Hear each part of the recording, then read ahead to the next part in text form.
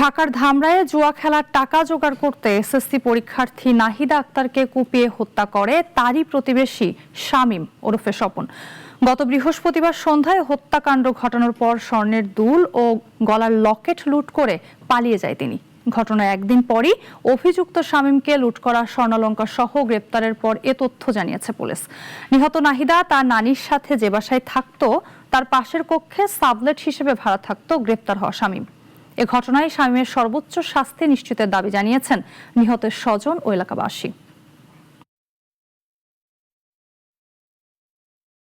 বিচার চাই, সুস্থ বিচার চাই আর ফাঁসি চাই। আমরা যদি হিলাম বাপুরে রয়েছে আমি কি রে নাই দে পাওয়া ধরে এমনি লড়াই নাই দেওয়া নাই দে কথা কয় না।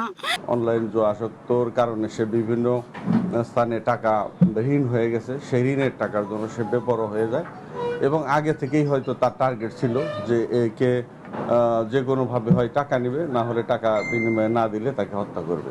যথারীতি তার হত্যার যে টার্গেট ছিল, টার্গেট অনুযায়ী সে হত্যাকাণ্ড সংগঠিত করে।